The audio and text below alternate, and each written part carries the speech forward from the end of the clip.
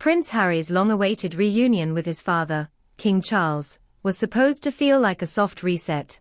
45 quiet minutes over tea at Clarence House, no cameras, no grand entrances, just two men in a room after 19 months of distance. For a brief moment, the mood around the royals shifted. Hope, small, fragile, but real, crept back into the conversation. Harry even called his father great, a simple word that sounded like a door unlocking. And then, almost immediately, the hinges squeaked shut again. Because within hours, the Duke of Sussex was no longer in London, he was on an overnight train bound for Kiev, standing in front of microphones, and doing the very thing that makes palace walls tremble, talking. The setting in Ukraine could not have been more charged: rehabilitation wards, bandaged limbs, the metallic smell of hospital corridors, and a country trying to knit itself back together in the middle of a war. Harry spoke movingly about recovery and dignity, about keeping the world's attention on the wounded. But when the inevitable question came, did he regret the book, the allegations, the family exposés, he didn't brush it aside. He doubled down. His conscience, he said, was clear. The memoir, he insisted, was a set of corrections. Reconciliation could not happen without truth. And with those phrases, the gentle, hopeful narrative of a father and son reconnecting gave way to the old, familiar drumbeat: alarm at the palace. To understand why those words reverberate so loudly in royal corridors, you have to know the unwritten code. The monarchy survives on 3 rules after private meetings: never confirm, never embellish, never freelance. A simple no comment preserves the sanctity of the room. Anything more risks turning a private bridge into public scaffolding. Harry's great slipped the first bolt. The Kiev interview loosened the rest. Even if he believed he was clarifying his stance, the optics told a harsher story. A prince who still narrates the family's inner life to an audience that stretches far beyond the palace gates. Inside Kensington Palace, the reaction was instant and ice-cold. William's worldview is simple: trust is either whole, or it is broken. In his eyes, Spare smashed it. Chapters that painted him as volatile and Catherine as frigid were not just personal slights. They made his wife and children collateral in a never-ending media war. For a man who guards privacy with a ring of steel, Harry's "no regrets" sounded like a warning that nothing, absolutely nothing, will remain sealed if a journalist asks the right question. That is why aides talk about alarm bells. Not because Harry said anything brand new, but because he showed there is no zipper he won't unzip if pushed. Add to that the choreography. Clarence House, not Buckingham, was chosen precisely to depressurize the optics: home, not headquarters; family, not firm. The tea was the definition of a low-signal event.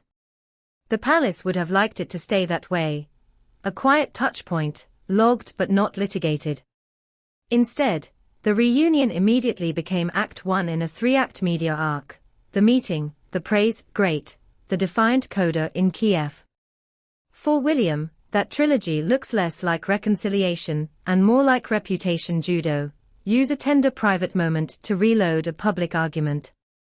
Harry's defenders counter that silence is what enabled distortion for years, that speaking has become his only defense against a tabloid machine eager to invent the story if he doesn't supply one.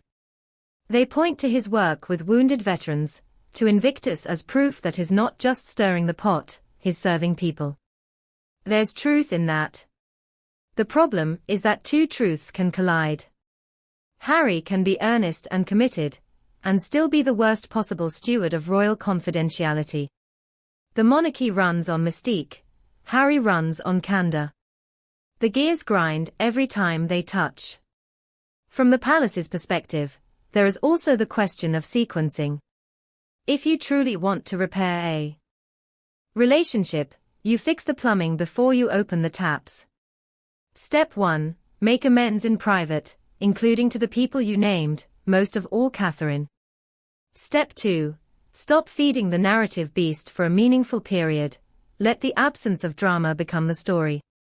Step 3, when the ice has actually melted, appear together in a controlled, low-stakes setting, no speeches, no interviews, no mic drops. What happened here was the reverse. Headline, hug hint, heat. The runway isn't just short, it's pointed in the wrong direction. And then there's the Montecito factor, the sense in London that every gesture comes pre-packaged for a second life on streaming or social. Fair or unfair, that suspicion colors everything. A single warm adjective about the king becomes a trailer. A line about conscience becomes a plot twist. Even Harry's supporters admit he leans on the familiar beats: pain, honesty, correction, catharsis. For the palace, those beats are warning lights. If a father-son tea can be summarized for public consumption, what about the next conversation? What about the private text, the unguarded comment in a hallway?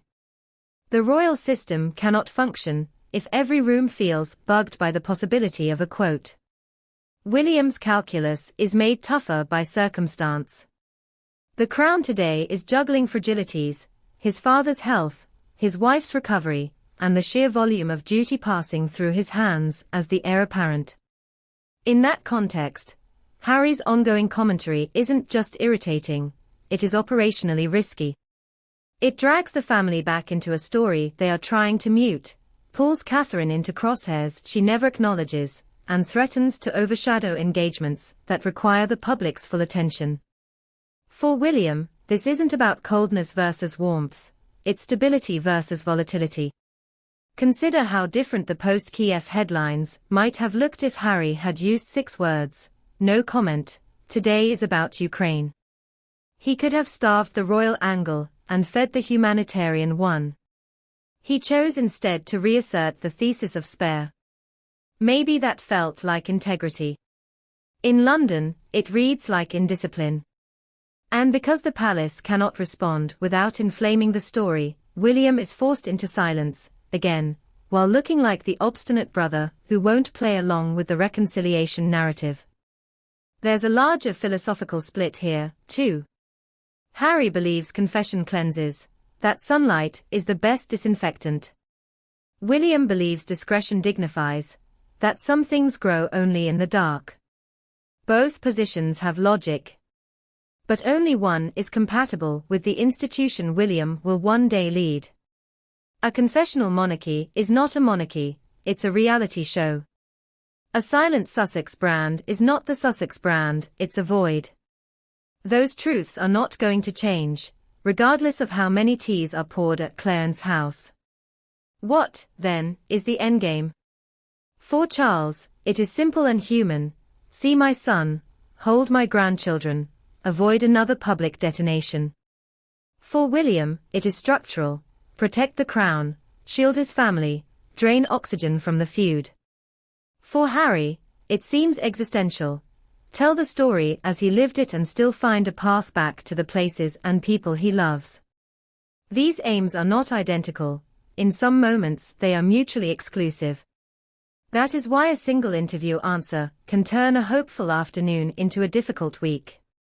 There is also the balcony test, the image that lives in every editor's head: a future national moment, trooping the color, a jubilee, where the family appears together. Every decision before that moment either makes the photo possible or impossible. Speaking after private meetings pushes it toward impossible. So does the continued insistence that the book was merely correction, not combustion. A credible path back requires 3 things from Harry that he has not yet offered: acknowledgement of harm, a moratorium on royal commentary, and a willingness to rebuild trust, at the speed of the most wounded party, not the most impatient. Until then, the palace will keep hearing the same alarms. Staff will whisper that nothing is safe in his hands. Senior aides will design schedules that avoid accidental crossings. William will harden rather than soften, convinced that any warmth will be repurposed as narrative fuel.